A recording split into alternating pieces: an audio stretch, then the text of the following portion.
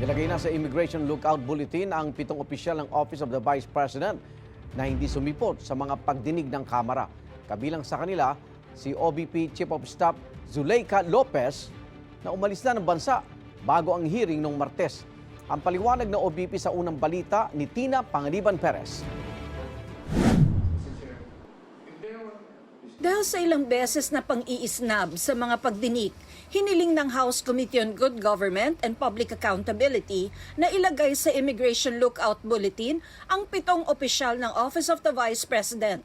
Pinagbigyan naman ito ng Department of Justice at inilabas ang kautusan. I would like to reiterate that this ILBO is not a restriction to their travel or their right to travel, but merely a monitoring mechanism by which we can see kung lumabas po sila sa bansa or pumasok na.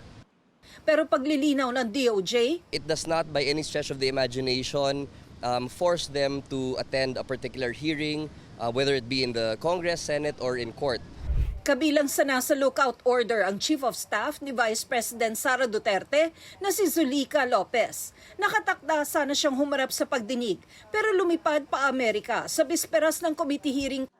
Ayon kay Committee Chair Joel Chua, tila may pumipigil sa mga opisyal ng OVP sa pagharap sa investigasyon kaugnay ng paggasto sa confidential at intelligence fund ng OVP. Inaalam daw nila kung si VP Sara ang pumirma sa Travel Authority ng Chief of Staff nito. Ganito rin ang pananaw ng ibang kongresista. Meron hong bad faith sa mga anong rason. Unang-una, they were invited several times. Pangalawa, makikita pong merong bad faith kasi umalis po siya ng bansa the night before the scheduled hearing. The Chief of Staff has the obligation to explain the irregularities, the concerns, and the issues. Kasi kung wala naman tinatago, bakit ka umiiwas? Sa isang pahayag, kinumpirma ng OVP na bumiyahe pa Amerika si Lopez at inaprubahan ito ng bise.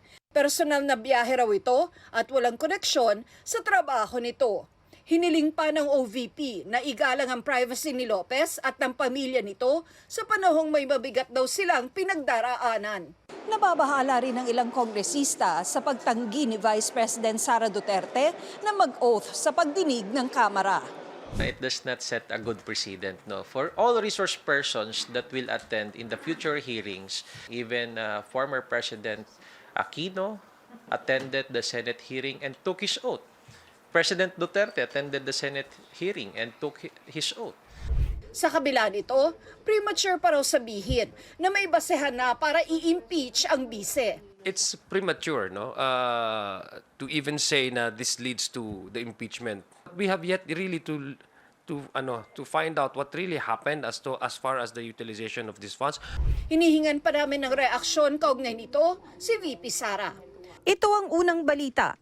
Tina Panganiban Perez para sa GMA Integrated News.